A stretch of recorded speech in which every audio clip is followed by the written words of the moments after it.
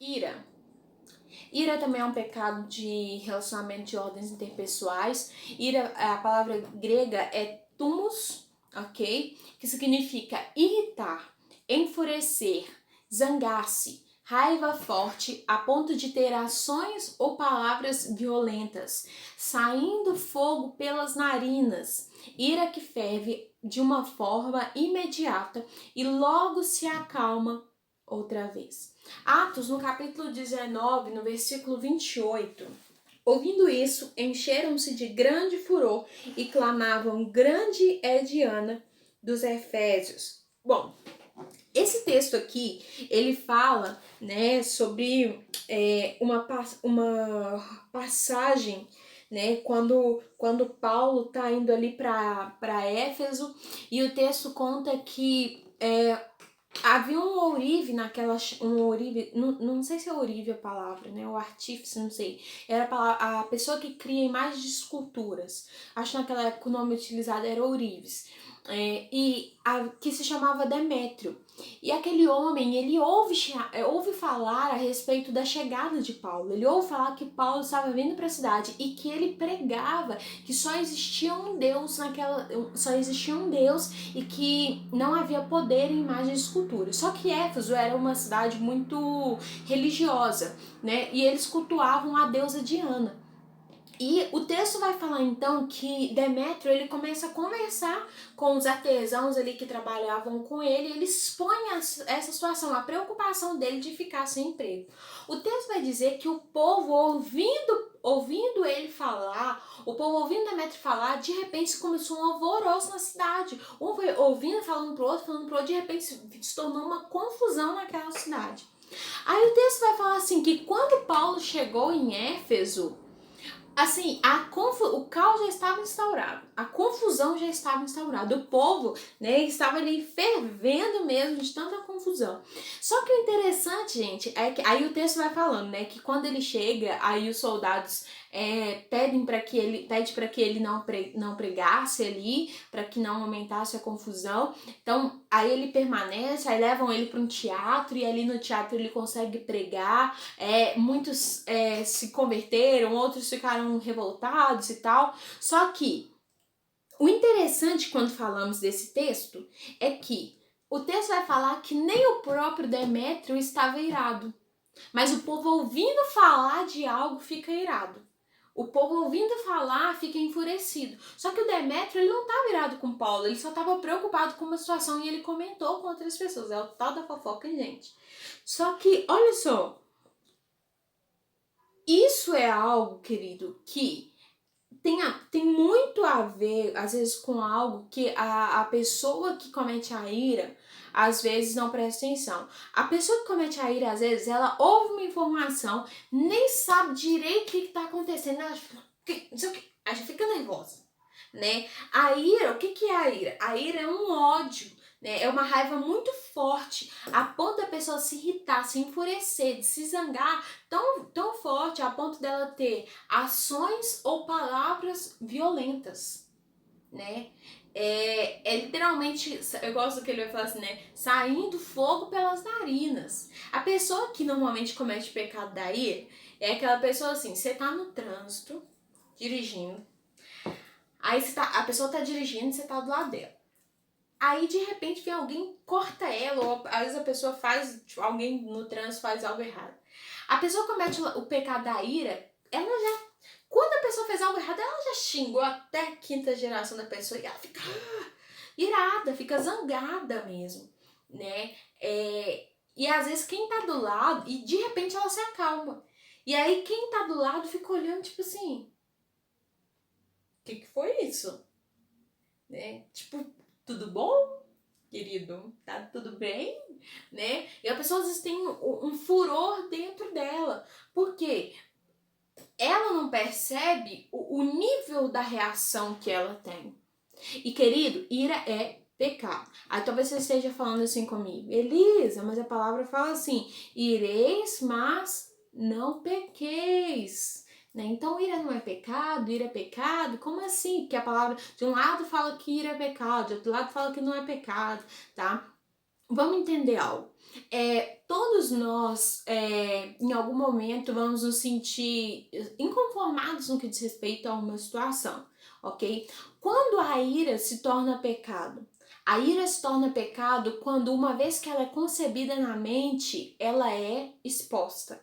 Então, no momento que a pessoa põe para fora, no momento que a pessoa demonstra a raiva ou rancor dela, aquele momento a ira dela se torna um pecado, né? Então, a ira é quando a pessoa expõe mesmo esse furor que estava dentro dela, e isso é pecado. E é algo, querido, que as pessoas às vezes não consideram, né? Mas às vezes a ira ela começa de uma forma com as situações pequenas, né? Mas às vezes se torna casos extremamente complicados e problemáticos. Por exemplo, às vezes o cara ele vai lá, bate na esposa, por quê?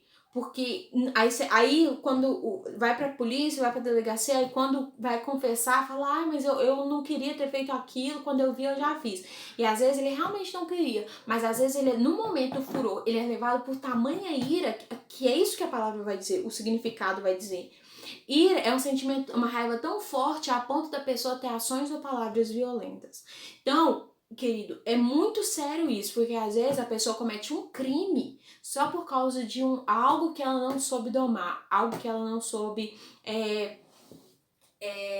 dominar mesmo naquela situação, ou por causa da emoção do momento, do calor do momento, né? Vamos dizer assim, querido, você no momento que você tá assim, com os nervos à flor da pele, que você tá muito nervoso, né? Por exemplo, não convém que você, às vezes, que você bata no seu filho, que você traga correção sobre a vida do seu filho, não convém, isso não é certo, porque às vezes a pessoa bate, mas não é para corrigir, é para descontar a raiva dela, e isso é errado, querido, isso é pecado, isso é ira, né? Então, é algo que você vai precisar ir pensar, talvez essa pessoa super nervosa, né? Vou repetir o que a gente falava do pastor Márcio, que ele fala, né? É possível uma pessoa ficar o dia inteiro sem pecar? À medida que você se aproxima de Deus. Porque o dia que você acorda, você faz o seu devocional, que você busca o Senhor, pode te fechar no trânsito, pode fazer o que for que você tá assim, Deus te abençoe, querido, vai com Deus, passa, você quer ir, quer me ultrapassar? Passa, né? Por quê? Porque quando você está com seu espírito forte, quando você está bem alimentado pela palavra de Deus, você é capaz de dar um desconto, né? Algo que eu aprendi é a dar um desconto. Então, às vezes a gente tem que dar um desconto, né? Às vezes o outro tá lá, não tá no dia bom dele, né? Dá um desconto, você não sabe como que foi o dia do outro, você chega no caixa do supermercado, a pessoa é grossa com você, ao invés de você ficar nervosa com a pessoa, dá um desconto, né? Você tem um vale desconto pra você, então dá um desconto, né? Às vezes a pessoa, você não sabe como foi, você não sabe o que ela passou, né? Ao invés de você ser grossa com ela, dá um desconto pra essa pessoa. Amém, gente? Nós estamos em Cristo, nós estamos em uma nova realidade. Você, querido, tem a habilidade de andar como Jesus andou. Não se esqueça disso, amém? Discórdia. Bom, a discórdia vem do grego erifeia.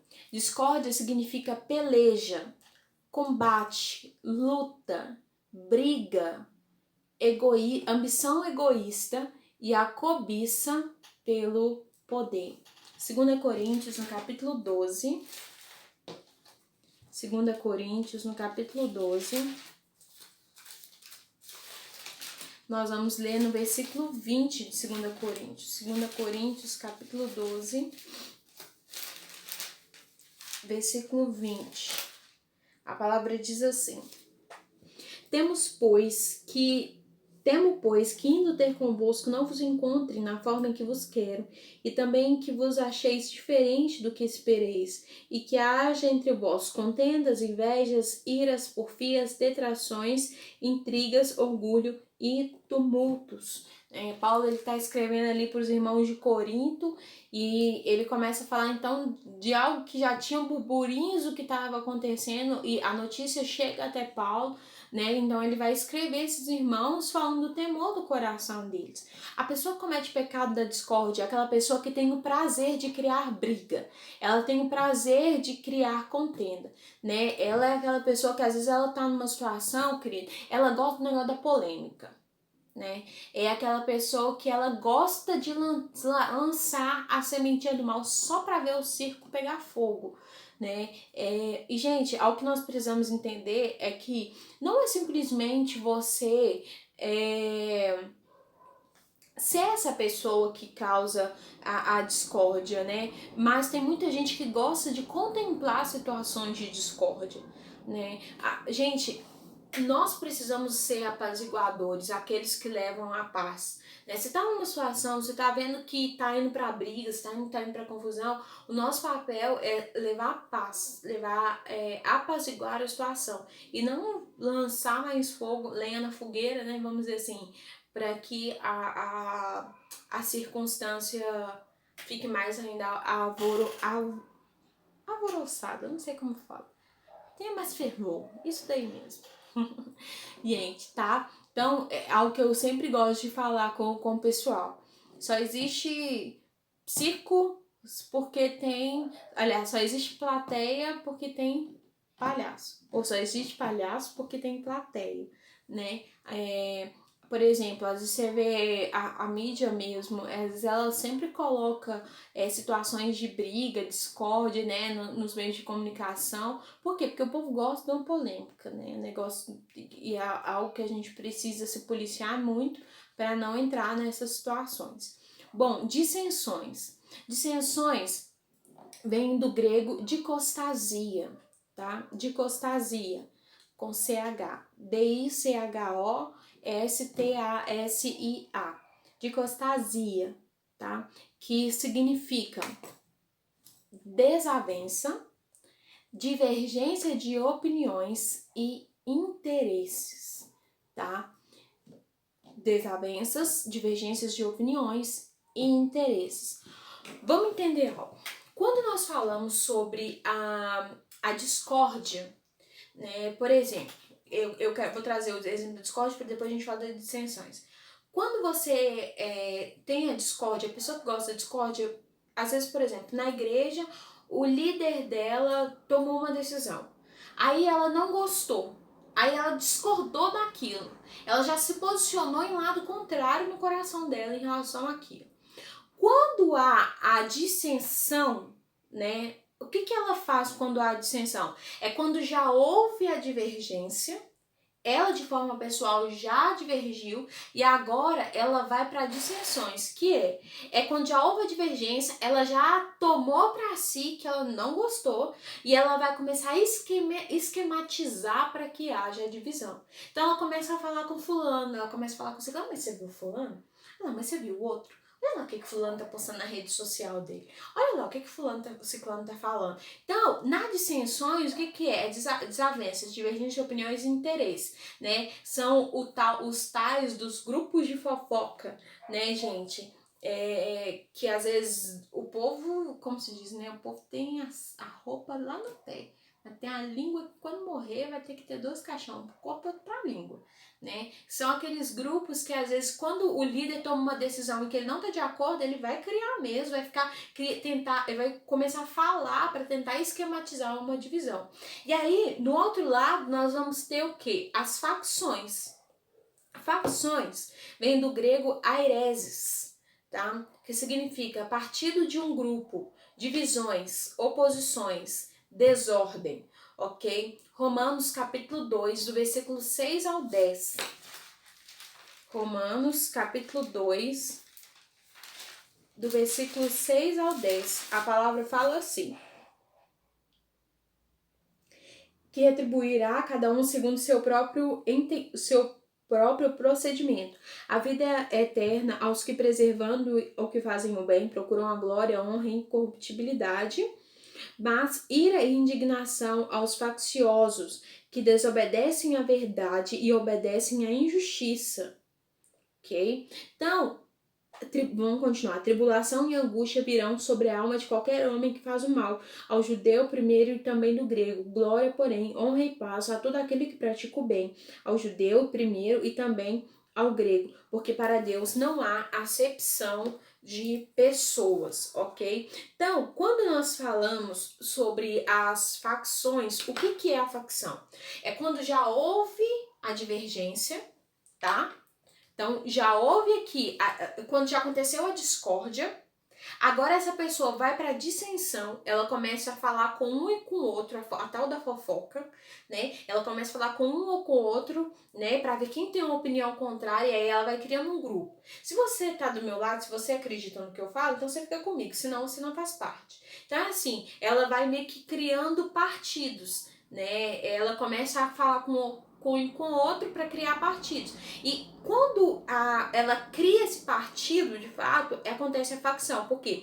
Facção significa partido de um grupo, divisão, oposição. Então, a facção é quando já houve a divergência e agora vai acontecer, né, a divisão. Né? Vamos dizer assim, que o resultado final da facção é a divisão, tá? Então, o que nós precisamos entender? A palavra vai dizer que para Deus não existe diferenças de pessoas. Querido, você sempre vai encontrar ao longo da sua caminhada pessoas que têm oposições diferentes às suas. Agora, eu não posso deixar uma pessoa de lado só porque a opinião dela é diferente da minha. Pelo contrário, querido. Muitas vezes a opinião diferente nos faz crescer, muitas vezes a opinião diferente nos leva para um lugar de maturidade. Tem muita gente que tem dificuldade, por exemplo, às vezes em lidar com uma opinião diferente, porque ela quer que o mundo esteja debaixo dos pés dela, né? Que seja tudo sob o controle dela. Mas nós precisamos entender que Deus não tem prazer na divisão. Deus não tem prazer, querido, na divisão de forma nenhuma. Deus não tem prazer. E, por exemplo, é um tal do negócio de, que eu sou batista, que eu sou metodista, que eu sou presbiteriano, que eu sou assembleiano, que eu sou Deus é amor. E é um negócio de divisão como se no céu fosse cada um morar no cantinho, tipo, bloco Assembleia de Deus. Aí do outro lado, bloco Batista da Lagoinha, bloco quadrangular, bloco presbiteriano, bloco da metodista, como se cada um fosse viver em um canto. Entenda algo, querido, todos nós somos parte de um corpo. Todos nós somos parte de um corpo. Gente, quantas igrejas nós não vimos surgir a partir de divisão? Quantas igrejas não estão surgindo porque às vezes o líder deu uma direção, o liderado não apoiou, não quis, não concordou, e aí se rebelou contra o líder, aí agora buscou na igreja, fez um montinho na igreja de quem concordava, e aí juntou o grupo e houve a facção, a divisão na igreja. Então, o que nós vamos ver é que rebelião, querido, é pecado. A palavra diz que por causa da rebelião de Satanás, de Lúcifer, ele foi expulso do céu. Então, Deus não tem nenhum prazer em nenhum tipo de divisão. Nenhum tipo de divisão. Seja ela dentro da igreja, seja ela dentro de um relacionamento, seja ela entre amigos. Deus não tem prazer na divisão. O Senhor nos deu a capacidade de ter espírito manso, de sentar, de ouvir. Não é que você tem também que aceitar tudo que falam com você. Né? Minha mãe sempre ensinou algo pra gente. Você tem dois bolsos. Você tem um furado, você tem um bolso que é furado e você tem um bolso com fundo. O que é bom, você guarda no bolso com fundo. O que não é, coloca no que não tem fundo. Deixa para trás. Né? Por exemplo, às vezes eu vejo muita gente que tem um problema, dificuldade de lidar, às vezes com a crítica, né? Porque tem gente que de fato vem para criticar, para destruir. Existe uma diferença entre a crítica destrutiva e a crítica construtiva e a destrutiva, né? Mas em suma, crítica é crítica, né? Agora, vamos lá. Quem define o que a crítica vai ser sou eu.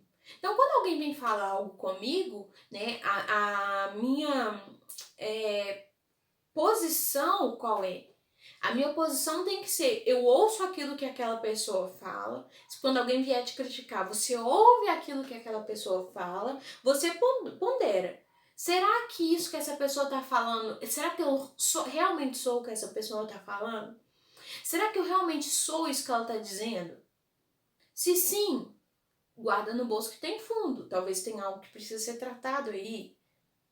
Ou se não, coloca no bolso que não tem fundo. Deixa, fica para trás, né? Agora, se eu sou e eu preciso ser tratado, vamos buscar isso, vamos resolver isso. Agora, se eu não sou, peraí, o que levou essa pessoa a pensar dessa forma ao meu respeito?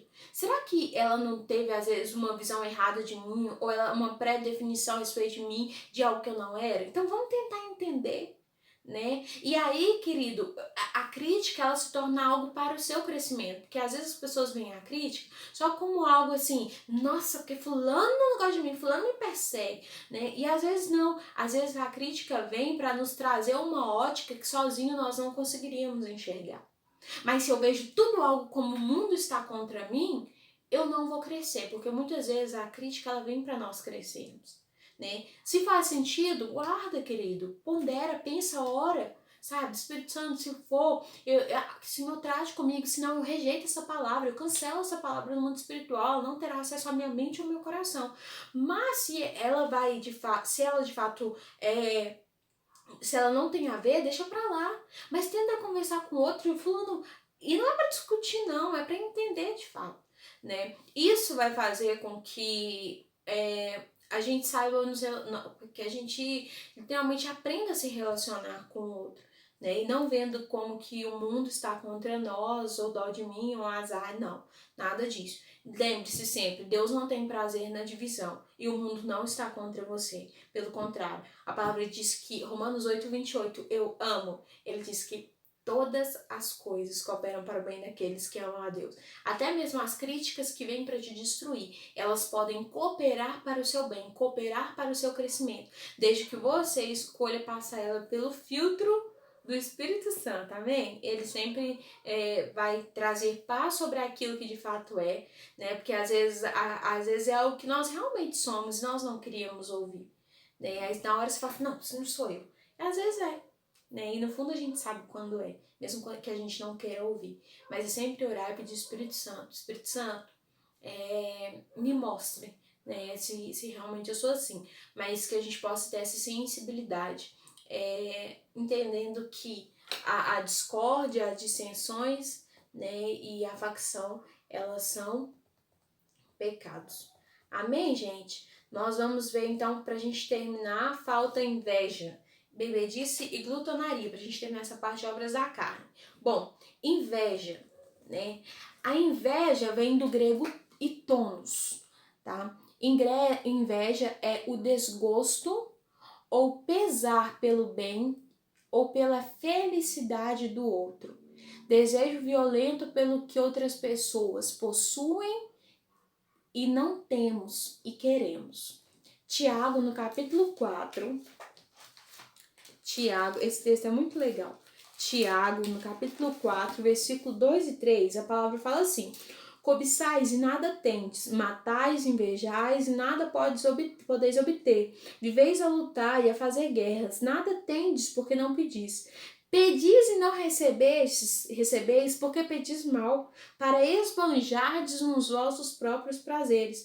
Infiéis, não compreendes que a amizade com o mundo é inimizade contra Deus? Aquele, pois, que quer ser amigo do mundo, constitui-se inimigo de Deus, né? Gente, pior coisa que tem é você lidar com pessoas invejosas. Pessoas invejosas, normalmente, sabe como você descobre um invejoso? É quando você conta pra ele uma coisa boa que aconteceu na sua vida. Aí ele vai falar assim, ah, que legal, né? Você fala assim, você vira pro invejoso e fala pra ele, nossa, eu consegui uma promoção no meu trabalho. Aí o invejoso, ele fala assim, nossa, que legal. Eu já cansei de esperar pela minha. Até hoje eu tô esperando, quem sabe um dia aconteça. O invejoso, ele não sabe celebrar conquistas dos outros. O invejoso é aquela pessoa que ao invés de celebrar sua conquista, ele vai falar da falta que ele tem. Ele vai falar daquilo que ele ainda não conseguiu. Por quê? Porque no fundo o invejoso queria estar no seu lugar. O invejoso é aquela pessoa que muitas vezes ela abraça e beija, mas no fundo ela queria estar no lugar do outro, né? E Por exemplo, a pessoa invejosa é aquela pessoa que às vezes o pastor tá ali pregando, o professor tá ali dando aula e no fundo ela tá e ela fica assim: é, se fosse eu tinha ido por outro caminho. Não, mas ele tá seguindo tal linha de raciocínio. Gente, por que ele não falou disso? Né? E aí o que o invejoso começa a fazer? Ele começa a se colocar, ele quer se colocar no lugar do outro, que no fundo ele queria estar no lugar do outro. Né? E a gente precisa ter muito cuidado com a inveja. Né? Querido, Deus deu uma vida para cada um. Para quê? Para cada um cuidar da sua, entendeu? Então, nós precisamos ter cuidado com isso. Por quê? Porque às vezes, querido, você só fala assim: ah, não, mas é porque eu penso diferente e tal. Será que eu tô realmente pensando diferente ou eu queria estar no lugar do outro? Né? Pior coisa que tem, querido, é você estar com pessoas invejosas. Sabe por quê? Porque o invejoso, ele suga as suas energias. A pessoa que é invejosa, ela te suga, ela te suga, ela te suga. Ela não consegue te ver crescer. Ela nunca tá satisfeita, nunca é o suficiente para ela. Por quê? Porque no fundo era ela quem queria estar no seu lugar. O invejoso, ele não sabe celebrar conquistas, né? Então, nós precisamos pensar, quem são as pessoas invejosas que estão ao nosso redor? E às vezes você não percebe que o invejoso ele vai estar sugando a vida que há dentro de você, né? Ou às vezes, será que eu não tenho sido essa pessoa invejosa, né? Entenda, querido, eu gosto muito do que Salmo 139 vai dizer. Ele fala assim que todos os nossos dias foram escritos em um livro por Deus. Cada um de nós tem uma história pessoal escrita por Deus. Você não precisa desejar a história do outro. Deixa eu falar algo. Quem deseja viver a história do outro é porque ainda não sabe aquilo que Deus escreveu para ele. Você não precisa desejar o que o outro tem. Você precisa querer saber aquilo que Deus tem para você. Porque aquilo que Deus tem para você é único, é pessoal, é seu, foi escrito diretamente para você viver. Você não precisa querer competir com outras pessoas, invejar aquilo que é do outro, desejar, querer viver a vida do outro. Porque Deus tem uma história linda para você. Você só precisa querer saber. Todos os seus dias que já foram escritos por Deus em um livro. E às vezes está querendo viver a vida do outro, quando na verdade você deveria estar se preocupado em viver aquilo que Deus tem para você. Né? Às vezes as pessoas estão muito preocupadas em ter sucesso. Né? Às vezes as pessoas estão muito preocupadas em sobressair. Né? Mas elas nunca vão conseguir enquanto elas quiserem viver a vida do outro. Porque para cada um Deus deu uma história, para cada um Deus deu literalmente um caminho diferente. Né? E nós não podemos querer viver aquilo que é do outro. Sabe por quê? Porque o caminho que você vai passar, pessoas que você vai tocar em Deus, não são as pessoas que eu vou tocar. Deixa eu falar algo pra você. Existem pessoas que vai ouvir Jesus através de você e que nunca vai ouvir Jesus através de mim. Mas tem pessoas que eu vou pregar, querido, que elas, não adianta você querer falar que elas não vão ouvir você. Não vão. Tem pessoas que eu vou pregar, querido, você pode tentar falar o que você quiser, ela não vai te ouvir. Mas tem pessoas que vão ouvir Jesus de você e que não vão me ouvir. Por quê? Porque o nosso Deus, ele trabalha de forma pessoal. E às vezes, querido, você vai alcançar pessoas que eu não vou alcançar, da mesma forma que eu vou alcançar pessoas que você não vai alcançar. Né? Mas nós precisamos ter esse entendimento que Deus deu um propósito para cada um. O meu propósito não é o seu propósito não é o meu. Pode ser que eles se pareçam, pode ser que eles se cruzem em algum momento, mas não é o mesmo. E nós precisamos ter entender isso em Deus, porque senão eu vou querer viver a vida do outro e não viver a vida que Deus tem pra mim. Enquanto você tentar viver o casamento do outro, enquanto você tentar viver aquilo que... Gente, vamos lá. É um negócio de querer comparar a vida em rede social. Eu quero viver aquilo que o outro coloca na rede social. Não, porque a minha amiga, o marido dela manda flores, o marido dela leva ela pra jantar, o marido da minha amiga compra roupa nova pra ela, leva ela pra viagens na Disney. E às vezes você fica aí na maior briga contenda com o seu marido, quando na verdade, querida, às vezes a outra só tá postando, mas só Deus sabe o barraco e a confusão que é pra ele fazer alguma coisa pra ela. Então, literalmente, tem coisas que são literalmente a lei da semeadura. Você quer colher? Planta. Planta.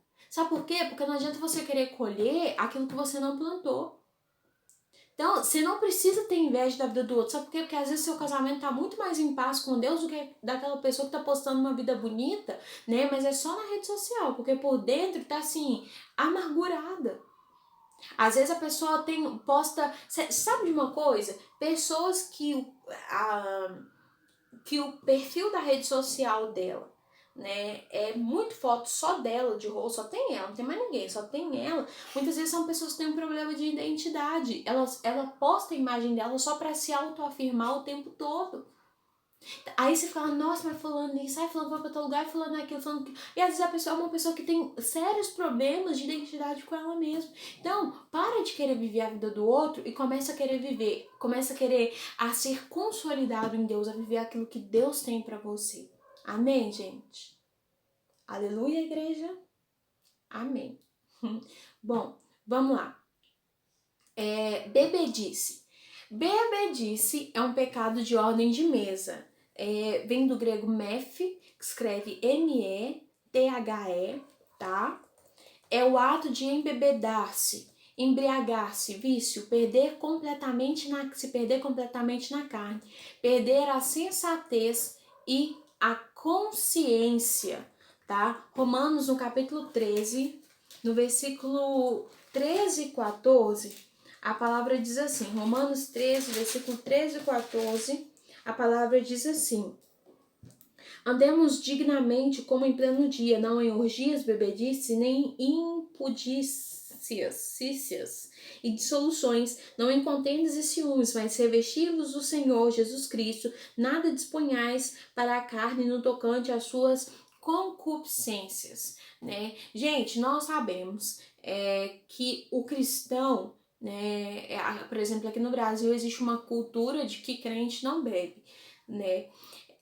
Você vai ver que a bebida, ela tira o pudor do homem, ela tira, né, ela leva a pessoa muitas vezes a praticar obras da carne, às vezes a pessoa perde a sensatez, né, perde o pleno equilíbrio, ela perde o controle. O bêbado, normalmente, ele sai do controle, né, e a bebida, ela entrega o homem completamente ao governo da carne. E nós sabemos que a palavra diz que aqueles que são guiados pelo Espírito, os filhos de Deus são guiados pelo Espírito. Ou seja, o Espírito, ele deve estar em todo tempo em controle, né, na vida do cristão. Quando nós olhamos a palavra de Deus, nós não vamos ver nenhum versículo de fato proibindo, falando assim, você não pode beber bebida alcoólica, né? Por exemplo, hoje no Brasil existe uma cultura de que crente não bebe. Ok? Mas, por exemplo, se você for, às vezes, em países que são muito frios, as pessoas, elas têm uma cultura de beber. E, às vezes, para ela, não é pecado beber. Por exemplo, tem um país, se não me engano, não lembro se é a Alemanha ou se é a Rússia, tá? Mas que para eles é um país que fica lá na Europa. Para eles é pecado beber café. Olha isso, é a cultura deles. Para eles é o maior pecado você beber café, né? Por exemplo, eu fui dar aula lá no Uruguai. E para eles, lá no Uruguai, as pessoas, para elas, a bebida não é pecado, porque para eles tomam, tipo assim, igual nós bebemos refrigerante socialmente, eles bebem. Tipo, eles são ensinados desde criança porque é muito frio o lugar. Então, para esquentar o corpo, eles tomam, né? Mas para eles é pecado dançar. Vocês acreditam? Para eles é um absurdo, tipo assim, é um maior pecado a pessoa dançar. Então você vai ver que às vezes é algo muito cultural, tá? Então, a Bíblia ela não vai falar, tipo, especificamente sobre o teor alcoólico. Por exemplo, quando Jesus, ele bebia vinho de fato, gente, era um vinho fermentado. Ao mesmo tempo, a palavra diz assim, que se você faz o seu irmão tropeçar, é melhor que você amarre uma corda no seu pescoço com uma pedra e se atire de um penhasco. Existe no Brasil uma cultura de que crente não bebe. Então, se você beber, você vai estar levando o seu irmão a pecar. E você vai estar pecando do mesmo jeito. Aí você fala assim, Elisa, mas eu só bebo socialmente dentro da minha casa, ninguém vê. Tá, e aí? E se alguém te perguntar, você bebe? Você vai mentir? Porque se você mentir, você tá pecando. E se você escandalizar o seu irmão, você também tá pecando. Então, querido, o que eu quero dizer pra você eu não tô aqui falando pra você que você tem autorização e liberdade pra beber, né? O que eu estou falando pra você é que, de uma forma ou de outra, para o brasileiro cristão, para nós, se torna um pecado beber. Por quê? Porque se a gente escandaliza o nosso irmão, nós estamos pecando da mesma maneira. Então, até porque, gente, não sei se você sabe, se você ainda não leu, mas aí no seu manual do aluno tem uma cláusula aí falando que você, durante os 2 anos de seminário, você não pode beber bebidas fortes, bebidas alcoólicas, ok? Então, se você tem o hábito de tomar o seu vinho, nos seus 2 tempos de seminário, você não pode tomar, tá? Mas independente do tempo de seminário, está no manual do aluno. Se não procurou, procure aí seu coordenador que você vai ler que tá lá. Mas independente dos 2 anos, querido, nós como cristãos, eu vou repetir, nós não bebemos bebidas alcoólicas, tá? Por quê? Primeiro porque ela tira o controle do homem. E aí você fica muito mais suscetível à sua carne do que ao seu espírito, ok? E o Filho de Deus, ele tem que ser guiado pelo Espírito em todo o tempo, e não pela carne. Segundo, né? Por quê? Porque existe no Brasil uma cultura de que crente não bebe. Se você beber e escandalizar o seu irmão, você vai estar pecando. Se alguém te perguntar se vai mentir, se mentir tá pecando do mesmo jeito. Então, não bebe, ok? Mas por uma questão cultural mesmo nos nossos dias. Bom, e gente, é interessante isso, porque até quem é do mundo sabe que crente não bebe, né? Então aí, querido, você... não seja motivo de escândalo pro seu irmão. Às vezes é uma coisa tão simples, querido, né, que faz o outro tropeçar na fé. A gente não precisa disso, não. E pra gente terminar, glutonarias, né? Glutonarias é um pecado de ordem de mesa. Glutonaria vem do grego komos, tá? Komos, que significa aquele que come muito. Desordenadamente entregue-se a comida, a bebida de modo extravagante e desenfreado. E aí, gente, a gente vai pro ditado que tem aqui no Brasil sobre os cristãos. Crente não come, mas...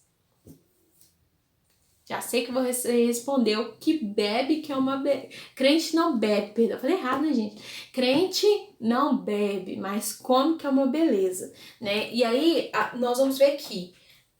Outra coisa que a gente nunca vê ninguém confessar, pastora, então, é que eu sou glutão, né? Ninguém vai confessar essas coisas, não. Mas normalmente a pessoa que comete pecado da glutonaria é aquela pessoa que come muito, ela come desenfreadamente, né? Ela muitas vezes usa a comida para resolver problemas de ansiedade. Ela não sabe lidar muitas vezes com as emoções dela e aí ela sempre come na busca de satisfazer um desejo ou as emoções dela, quando na verdade ela deveria estar se resolvendo em Deus e não na comida, né? A pessoa que comete pecado da glutonaria é aquela que, se abrir a bolsa dela, tem sempre um chocolatezinho, tem sempre um lanchinho, tem sempre um doce escondido, alguma coisa escondida. Por quê? Porque ela come de modo extravagante, desenfreado, né? Querido, as nossas questões emocionais, elas têm que ser resolvidas em Deus. Você precisa de um tratamento, de uma ajuda psicológica, amém, procure uma ajuda psicológica, entende? Mas não coloque literalmente na comida como alguém que vai resolver, não coloque a comida como remédio dos seus problemas, tá? Eu gosto muito do que lá em 1 Coríntios, capítulo 6, versículo 12 vai dizer, ele fala assim que todas as coisas não são lícitas, mas nem tudo nos convém. Comer uma boa picanha, um churrasco, uma lasanha, é bom, é maravilhoso, é maravilhoso, gente, eu amo comida boa, a gente ama. Agora, vamos entender uma coisa. Uma coisa é você comer e outra coisa é você comer de forma desenfreada. Às vezes a pessoa tá comendo, ela nem tá com fome mais, mas ela tá comendo só porque tá gostoso, né? Então, às vezes é algo que nós precisamos pensar. Às vezes a pessoa tá repetindo, ela já saciou, mas ela tá tão gostosa que ela fala, eu vou comer. E ela vai comendo, né? Bom, gente, a minha oração pra você, né, é para que o Espírito Santo, ele traga a sua memória Se por acaso você tem cometido alguma dessas obras da carne, ou se já é de costume, talvez na medida que eu fui falando, você falou assim, misericórdia, eu faço isso, misericórdia, eu faço aquilo. Né? Calma, tá tudo bem. A partir de agora nós vamos falar nas próximas aulas sobre o fruto do Espírito, né? Mas tá tudo bem, não tem problema.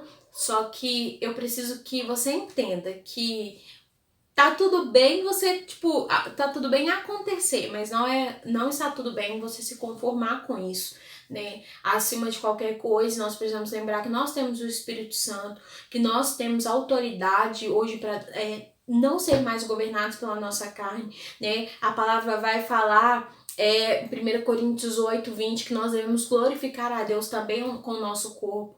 Nós podemos subjugar o nosso corpo. O jejum é uma forma excelente de você subjugar a sua carne, reduzir a sua carne de escravidão. Jejum não é para eu conseguir algo de Deus, né? Não é para que Deus opere mais na minha vida. O jejum é para que Deus consiga de mim espaço suficiente para fazer aquilo que Ele precisa.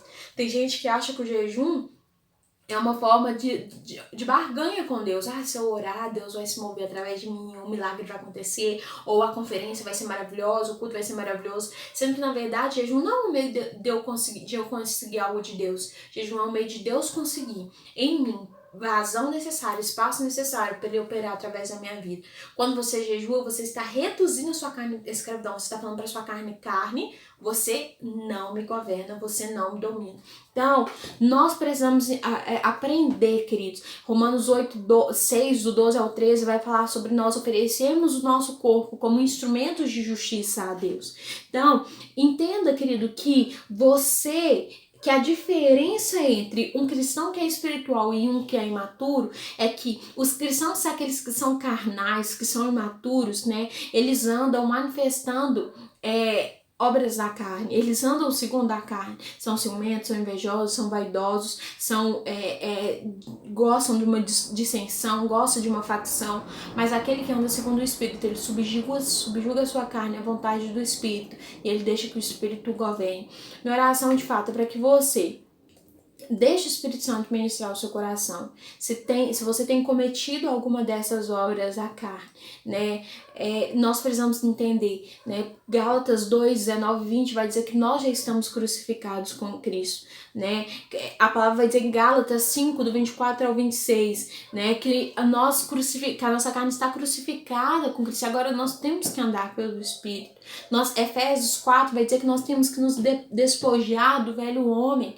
Colossenses 3 vai falar sobre nós fazermos morrer a nossa natureza terrena. É nossa responsabilidade. Nós temos em Tiago 4, né, do versículo 1 ao 10, que a amizade com o mundo, ela é inimizade contra Deus, né? Mas a palavra vai falar lá em Marcos capítulo 14:38, fala assim que a nossa carne é fraca, mas o nosso espírito está pronto. E embora a carne seja fraca, eu não sou mais escravo da carne. Agora eu sou o quê? Eu sou filho de Deus, eu tenho o Espírito habitando dentro de mim. E agora eu sou livre, até mesmo, livre e com autoridade para subjugar a nossa carne de escravidão. O pecado, querido, ele não tem mais domínio sobre você. Talvez à medida que eu fui falando, você foi se identificando com obras da carne, que você possa, de fato, pedir perdão ao Espírito Santo, né? Que você possa pedir a Ele que traga luz ao seu coração sobre áreas que você tem errado. Mas eu tenho certeza que se Ele expõe, é porque existe restauração para você, né? Que você possa se sentir confrontado todas as vezes que você estiver para cometer algo, mas que você se lembre que hoje você pode andar em novidade de vida, porque a vida de Deus habita dentro de você. Amém? Fica ligadinho aí que daqui a pouco a gente volta com mais aulas falando sobre agora o fruto do Espírito.